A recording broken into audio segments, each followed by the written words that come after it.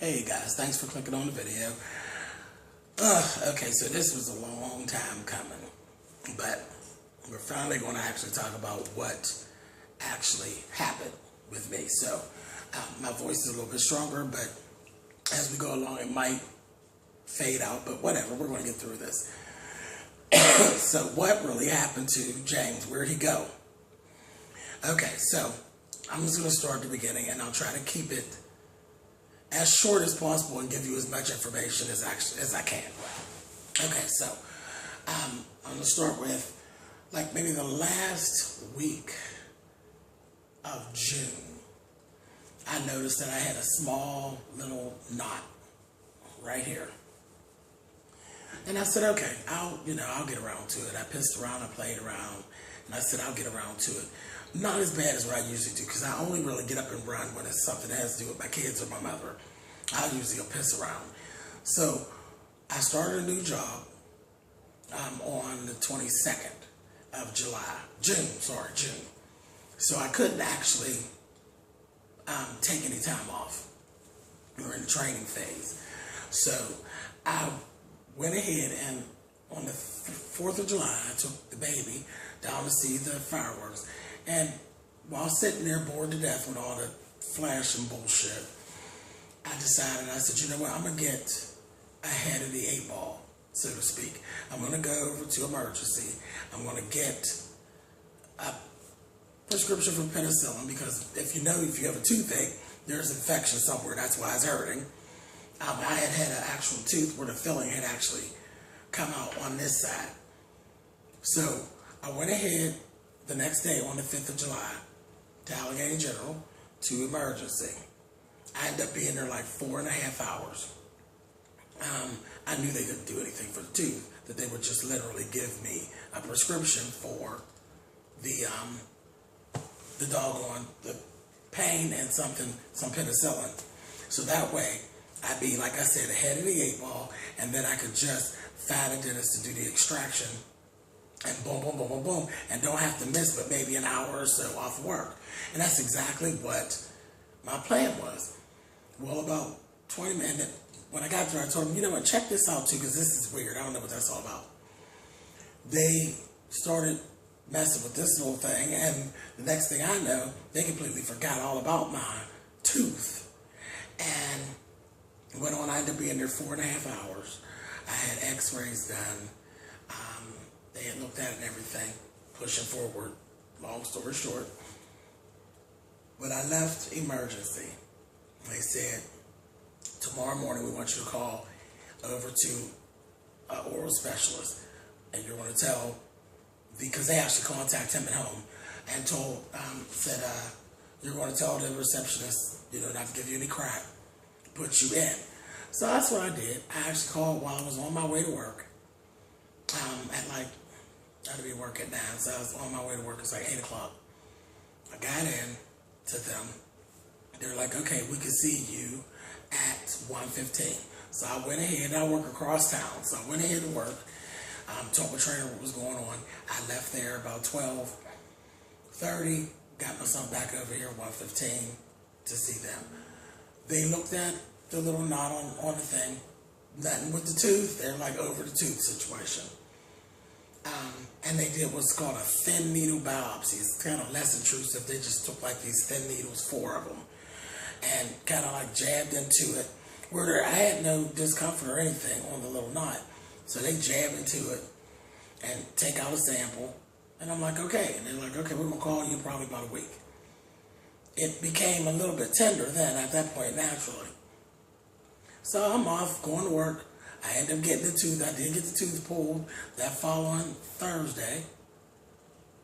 I got the tooth pulled that Wednesday, and actually went to work. Gauze still in my mouth and everything. I was only an hour late for work. I ended up getting a phone call from them, and they said, we don't see what we thought we were looking for, so we need you to contact this number tomorrow, and they're going to give you an appointment. And I'm like, okay. So I did that. Now, at this time, I didn't really realize what this office actually was. It was an oncology office. So I made the appointment. I went in the next day. I met with the doctor, and he looks at me, and at this time, this had swollen up a little bit more at that point, and it was starting to be a little painful, like up through here. He says, okay, no problem. And you can definitely see the swelling. You can see it now. I said, okay, cool, no problem. He looked at me, and he felt it, and he just said, you know what? He said, have you eaten anything today? This was 10:15 in the morning. And I had already called my trainer and told her, I'm going to be late. I have to go to this appointment. So my time is adding up, against me at work. So he said, have you eaten anything? And I said, no, I haven't had anything. He says, okay, good. You're going to surgery. Call your mother. So immediately I didn't want to call Madam Hysteria. So I went back and forth with them about how I could get around not having to call her, not having to deal with her at all. Because my mother just not built like that. That's just not what she does. So they're like, no, you're going to be going to surgery. You're going to have anesthesia. You need to call your mom. So I said, okay. So I call her and everything. Now, at that point, I'm being squeezed in. So I don't have an actual appointment time. So he says, it's probably going to be kind of long because I'm squeezing you in. I'm like, that's fine. I don't care. If something's wrong, we know what it is. He wanted to do a full biopsy. So I says, okay. So it was a long process. It was a long wait. My mom came. She brought my son. They eventually left. He was hungry, and the batteries on his video game were running out. So I just told my mother, go ahead, and I'll call when I'm out. I'll have them call or whatever, and then you just come back. And I had to leave my car overnight or whatever, so whatever. They did the biopsy. It went without a hitch. I don't even have a scar or anything. He did a wonderful job. Once the biopsy was done, my body, I guess at that point, figured out that something was going on, and it literally kicked into party mode, and everything just swelled up. It was like I was wearing a patch and all of this. But of course, I did the biopsy. That was a Thursday. I went back to work Friday morning with my gauze and my little bandages and wrapping myself and, changing my dressing or whatever, because I really enjoyed my job, and I wanted to be at the job. I'd been looking for a job for quite a while, and the job, I was happy with it. So I was doing all I can to keep my job. So anyway, I keep saying long story short, but it's getting longer as we go.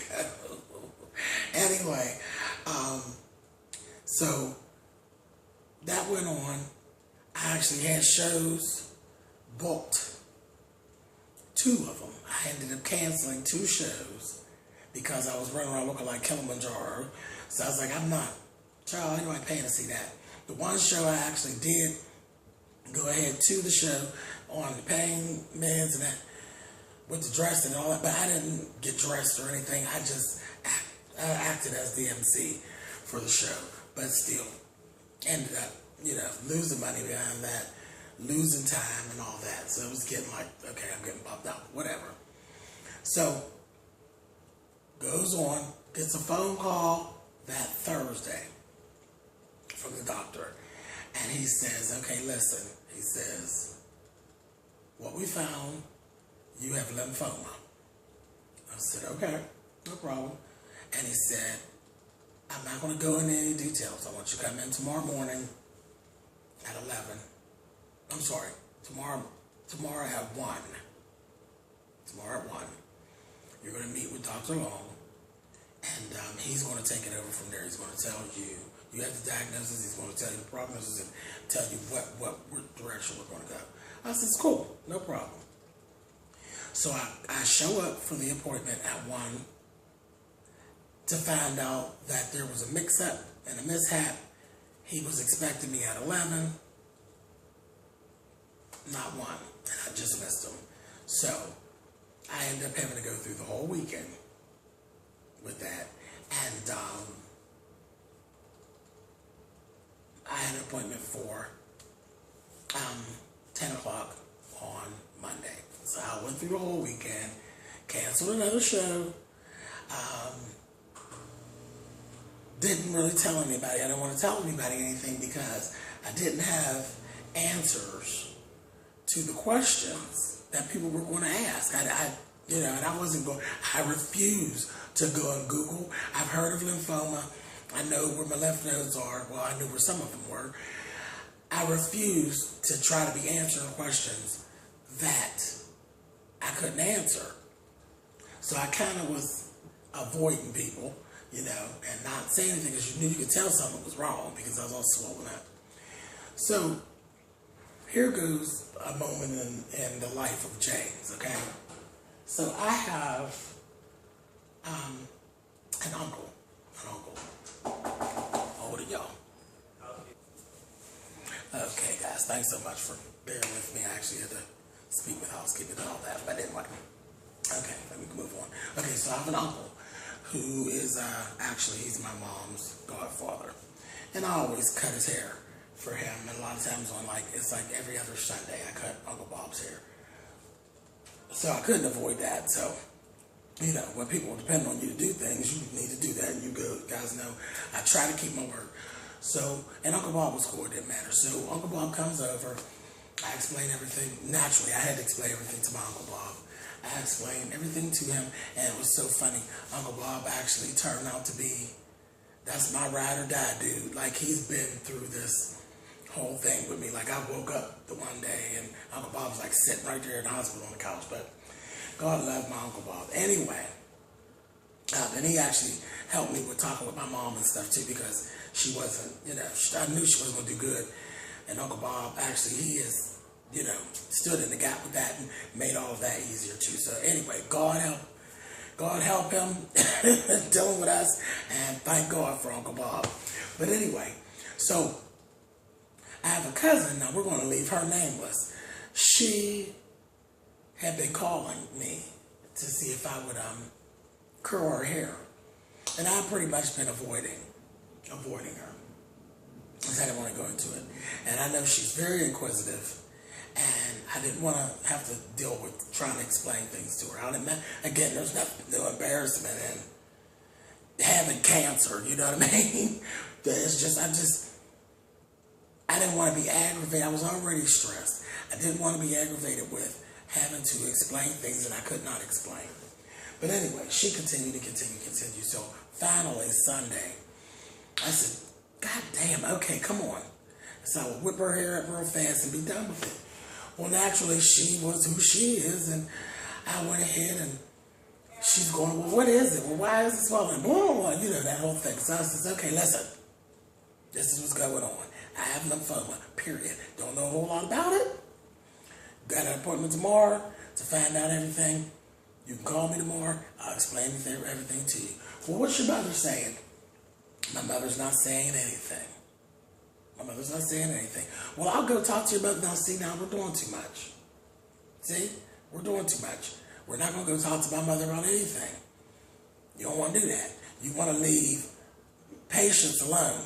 You want to leave her alone because you will probably get something that you really ain't ready for, fucking around with patients, trying to give her information that you don't know nothing about and that she ain't trying to hear about, so just leave it alone. So that was, that was cool, and it was it. So, a little bit after that, there's always some trauma, child. So a little bit after that, I got done doing her hair about 2:15. I started getting a phone call at 3:44 from a family member that I haven't actually talked to since the first week of February. And the phone kept ringing and ringing and ringing and ringing, and I kind of was, no shade, ignoring the call. I just wasn't answering it. Like, today's not today. Whatever it is, because there was some other background stuff kind of going on, I wasn't getting ready to deal with that stuff. We ain't talked in like 5 months or so. I definitely wasn't getting ready to talk about that shit on this day. So she kept calling and calling and calling. Then she left a message on my cell and said, give me a call. I need to know what's going on around here. So now I knew it wasn't any bullshit. It was more so concern, I guess. So I went ahead and I called, and she was asking me, she said, what's going on around there? This, that, thing, and the other. I'm like, I don't know what you're talking about. What? And then she said, something's going on with you, and I want you to know you don't have to be going through it by yourself, this, that, thing, and the other. So it was, again, all bullshit off the table.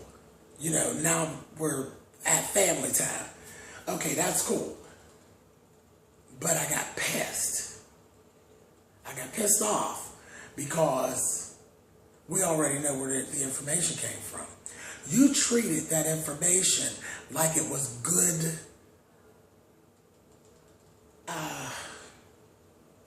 neighborhood gossip, so to speak. She didn't actually go to that family member. She went to another family member who I don't even deal with in any capacity. I don't deal with this person. That person is literally married into our family and doesn't have good vibes or good things to say, for the most part, about the family. Okay, the person that she was married to passed away a few months ago, and it's not been good with that person in the family. I had nothing to do with that, but things ain't good. That ain't a person. I'm not close to that person. So why you felt the need to even give any of my business to that person, you were absolutely in violation. You were absolutely out of order. And this was not the time.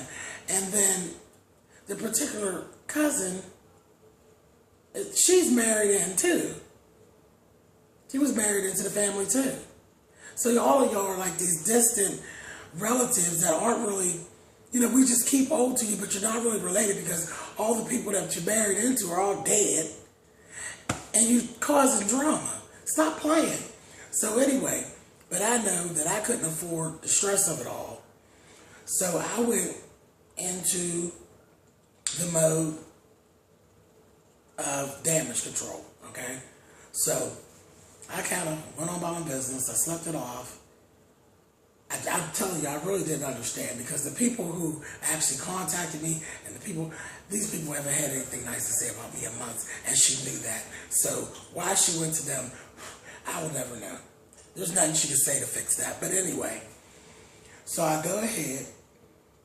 The next thing I felt like I needed to do, because like I said, if you were going to contact anybody, because I already told you my mother's off limits. My mother has one sister.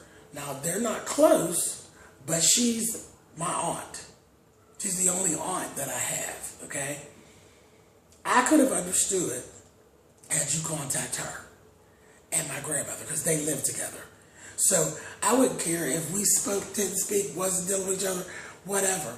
That's our family dynamic. Our family dynamic is what it is. But if you were calling yourself, trying to do something positive and trying to bring family together, you go with family, not these other outside entities. So again, my information was treated like neighborhood gossip, and I really didn't appreciate it. But anyway, so I went down. I got up that morning, that Monday, went to the doctor, got everything. He explained everything to me, explained to me what he wanted to do. Told me he'd come back in tomorrow morning at 8 a.m. He wanted to perform a bone marrow biopsy. And little did I know that was going to be the worst procedure that I have ever had done in my life. But whatever. So I left the hospital knowing that I had some stuff that was going to go on the next day. My thing that I felt like I needed to do at that point was damage control. So I went ahead and I contacted the people that I cared about knowing, so that they wouldn't get it from the streets. They would get the right story with the right answers coming from me. So I ended up the rest of the day basically doing damage control. I went and see my aunt and my grandmother and sat with them for about 2.5 hours and explained everything to them. And lo and behold, my aunt had me explain everything and then told me she already knew. Because she had already got it. Because the rumor mill was moving faster than me. So anyway, I told my godmother and my god sisters and whatever, people that would have wanted to know. my girlfriend Zania, like that. It was people that needed, on a need-to-know basis, what was going on. So after that, I went in. That's enough of the bullshit. You know, there's always bullshit surrounding Mr. Caldwell. So anyway, and again, of course, whenever this comes out, it'll be, well, James, you didn't have to get upset. Yes, the fuck I did. That was my business. And yes, I had every right to be upset about whatever. Nobody even checked to see, was I upset about the fact that I fucking had cancer? Which I wasn't, but nobody asked. They just went and started running their motherfucking mouths. But anyway, I'm trying to be nice because you see my fabulous AGH hospital couture outfit, so you know where I am, and I'll get to that bitch in a minute. Okay, all right. So anyway, I go in the next morning. I have the biopsy done, the bone marrow biopsy. That's where they go directly into. They went right above my buttock, right into that bone, that hard ass bone there, and it was like a local anesthesia and all that. And it didn't matter because it hurt like hell, like you're facing the wall, crunched up in the ball, and they literally puncture. And you get feeling like they do the anesthesia, they go deeper, deeper, deeper. Then you can tell when they're clicking on the bone with the damn needle, and then they force it in and pull a piece of your bone marrow out. Well, your bone marrow is not that easy to get out, honey. So she did it once, and she couldn't get it, and she had to actually do it again. Now, I knew right away that she got it the second time because when she did it, a fucking pain shot from my goddamn hip straight down to my foot, shot back up and went around my side. I said, oh, I think you got it that time because you done fucked me up. So, whatever. It was cool. It got done. I literally was limping afterwards. Anesthesia and all. I was limping to my car. But anyway, so after he had done that, he informed me that he wanted to actually put me into the hospital and begin my chemo right away. So I said, okay, you know, when I first met Dr. Long, I was just comfortable. And, you know, it's weird because I'm not like that all the time, but I kind of just was comfortable and I trust him right from the gate. So I said, give me about 2 hours. Let me go get my things together. Let me go get my mother and my son together, and then we can go ahead and do it. Now, I was thinking I wasn't going to be starting treatments for probably a week or two. Child, my ass was in the hospital that afternoon, and I stayed there. That was July 28th, which is my baby brother's birthday, so I'll never forget it. July 28th, and I was in the hospital from then until August the 3rd is when I got released again. On the 28th, they began a round of radical testing. I had 2 MRIs, and I had CAT scans and X-rays, and I had a small operation to have a PICC line put into my arm, which is where they administer, it's like an IV, but it's just permanent. You know, well, it's semi-permanent. It goes from my arm up through here. There's cords running through my veins to administer my chemo, which they're good too because that's my blood work can be done with that because I have to take blood work constantly. I had that done. I had there were like 7 procedures in a 2-day period. And then I began my chemo treatment at 10:45 that night. 10:45. We're still pimping and probing. Oh, this was the one. Before I left home, when I got the biopsy, the bone marrow biopsy on Tuesday, I had told my girlfriend Zania, she's in Florida now, it's my girlfriend. I had told Zania, I said this happened, that happened, and all that. Now Zania, she's real versed on a lot of medical stuff. Her and I have another friend, Lee, who's really, really good, and he knows a lot of stuff. So he's been a huge asset to me. Huge. Very, very supportive with everything. He's been to the hospital to see me a bunch of times, and he keeps up with a lot of information and give me a lot of information, but he loves me. That's just kind of who he is, you know. So he's been right there too as well. Everybody, and like my friend Diamond, you all know I have my friend Diamond. We do shows together. Diamond's not a hospital person, but Diamond is there with me like an angel on my shoulder. And also my friend Ernie, 24-hour access to Ernie. I talked to him, but anyway, and the list goes on. Then the next thing that happened, Zania. Zania told me, she's like, yeah, she says, yeah, and it stuck out my head because she said, man, they do that doggone, that biopsy, that bone marrow, they said that's bad, but they said a spinal tap is even worse than that. You don't ever want that. Oh boy, well, about an hour after I got back to the hospital and got logged off, and I was told that I would be getting a spinal tap later on that day. It was funny, and I got kind of worried, you know. I was like, oh, the heck with everything else. I got kind of worried, but I said, that's okay. But something happened, and I didn't end up getting the spinal tap until the next day, so that was the second day I got it. And the funny part was the spinal tap was a breeze compared to the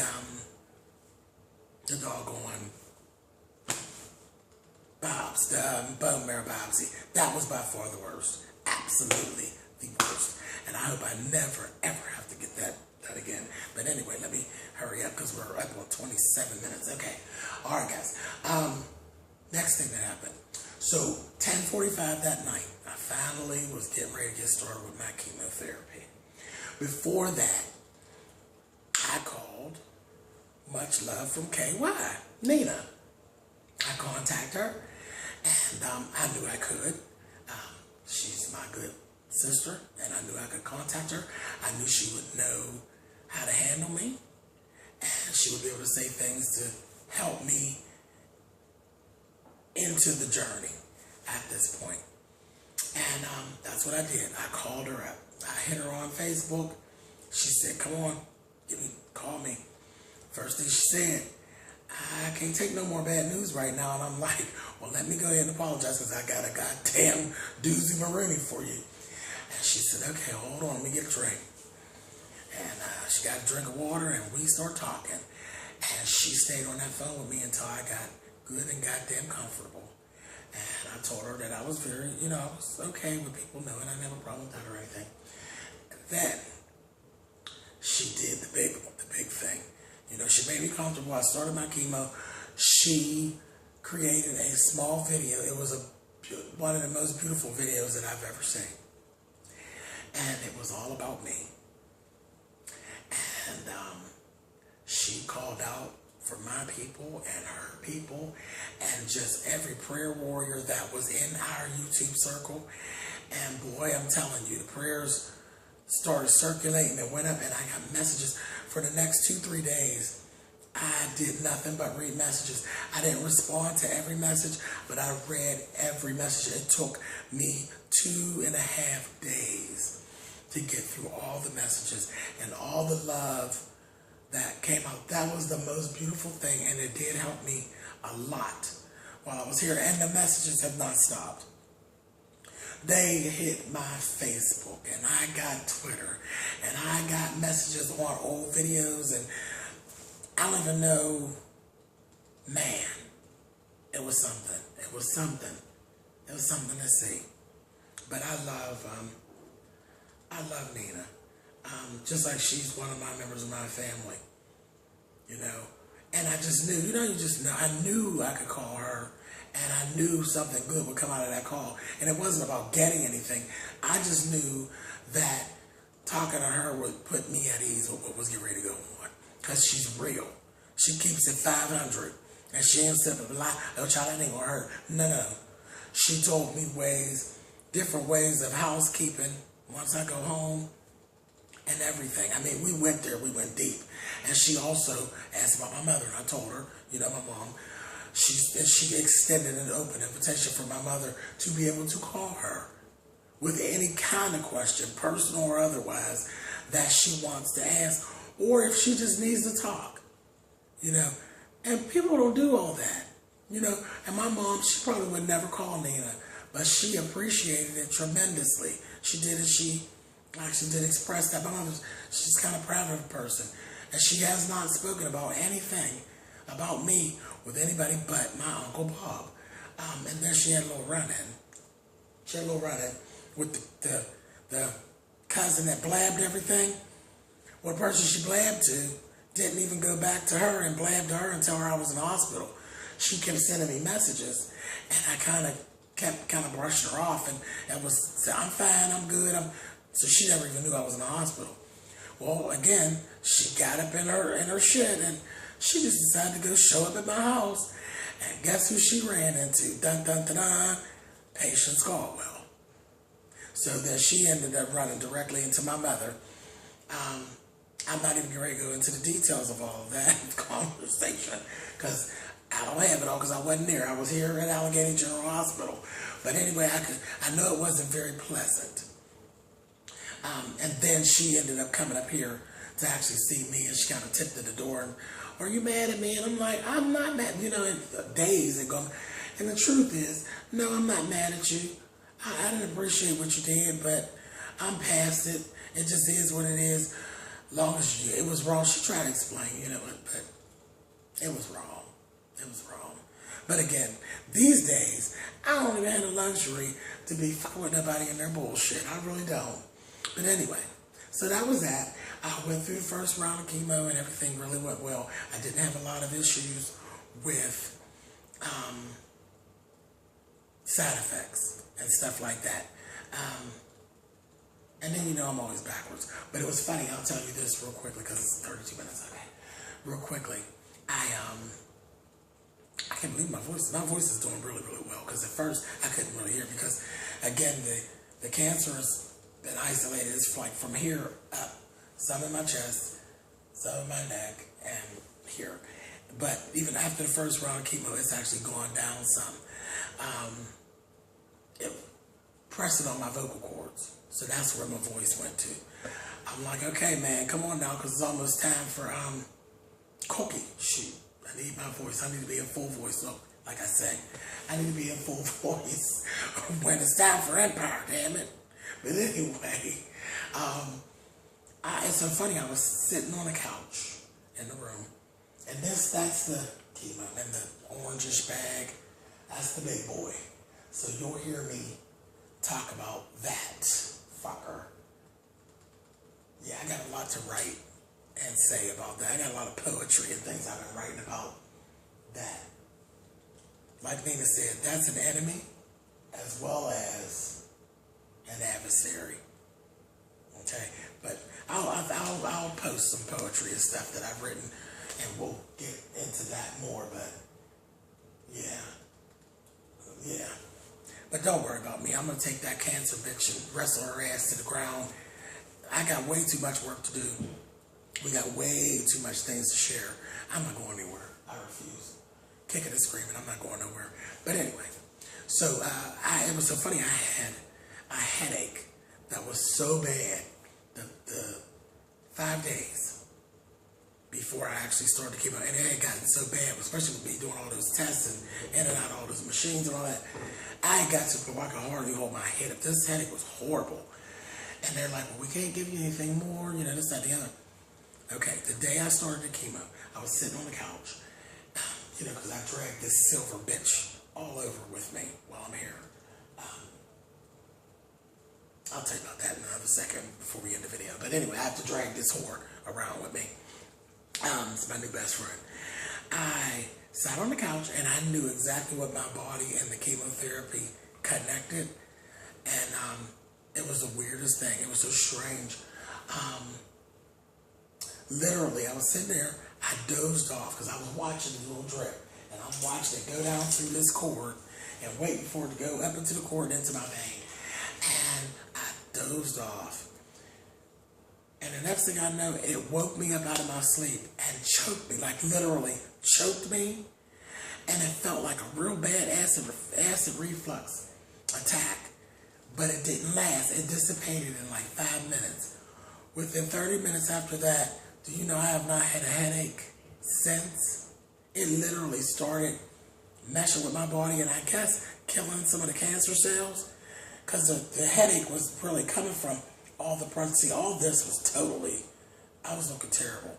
But I think it was a lot of the pressure here. And just with the first round of chemo, a lot of that swelling has gone down. A lot of that pressure has gone down. And my voice had gotten a little stronger because I can hardly talk at all. Weird. Really, really weird. And as far as side effects, little stuff, nothing. I can't really complain. I haven't been nauseated or anything like that. There's some things that you dealt with, and it was cool. But what I do is every 21 days I'll come in for treatment, and I have to stay in the hospital. It's 4 to 5 days each time. So I'm going to disappear on you guys a lot. And I'll be doing this for probably the next 5 months or so. But yeah, that's how my treatment goes. They're going kind of aggressive. And then I have it's sort of like a spinal tap. They call it a lumbar puncture, where they literally pull fluid out of my spine and insert chemotherapy in between, not my spine, it's in between the discs in my back. So it's a good thing the spinal tap didn't bother me as much as the bone marrow, because I got to get it like 5 more of them. But I get that right before I go home. But I'm on a 96-hour drip, and then I get the lumbar puncture, and then you got to lay still for 2 hours, and then a little bit after they check my vitals and that, then I get released. And I go home with that, and that's a whole nother little piece of chemo, and it has its own little side effect thing going on. So it took a while for me to get back to kind of feeling like me. But again, no need to go into all the details of that, all the ugly stuff. There's no point in it. I don't think you need to know all that. But just know, I'm good. I'm trailing this silver bitch around with me. But I'm good. I'm good. I feel good. Hopefully I'll be looking like half or something at some point, I'm not walking around with my ass hanging out. I'm not going to do it. I got me 2 robes and a pair of pants. I'll make an outfit out of anything. But anyway, I've talked long enough. It's almost 40 minutes. You guys know I do not talk this long on this stuff. I am going to go ahead and end this here. This is actually part 1 of my journey. And as long as you guys want to hear what's going on and the things that are going on with this, I will share. I definitely don't mind it. It's definitely therapeutic for me. I've been writing everything, writing poetry and working on books and just trying to do things that I have to do. And I'll go on. Part 2 will be coming soon, because I still have to talk to you about other things that have gone on that trickled outward from this, because it's not just this. It's trickling. It's changing my whole life. Everything around me is changing at a very, very rapid pace. So exactly, it's just like the fact of me not being able to keep up with 5 or 6 videos in a week's time. But don't you worry. I did 5 or 6. I'll be doing 7 or 8 when I'm done. Don't worry. So on that, guys, I'm gonna go ahead. I'm gonna leave one out right here, and I will talk to you guys real soon. Thank you so much for all the prayers. Thank you so much for being so patient. Special shout out to Lady Nika and the Ghetto View, and absolutely much love from KY, Squeaky Jones. Oh boy, I hate to do that, and I start forgetting people. Oh my gosh, Miss Delightful 72 and her sister. Had Min Pam. Oh, and the list goes on and on. My whole YouTube family, they have actually been great. Say Sean Bradley, that's my brother, he's taking his time out to shout out at me. Definitely he does, and I love Sean. Oh God, and then all my viewers. I can't even go through you guys, not yet, not today, not right now. But my viewers have been great. Oh my God, the presence of my viewers, just ridiculous. I wouldn't trade you guys for a bag of seedless green grapes, honey. No, I wouldn't. I love you guys. I'm going to get on out of here. We rolled up on 41 minutes. I will talk to you real soon. Bye, guys.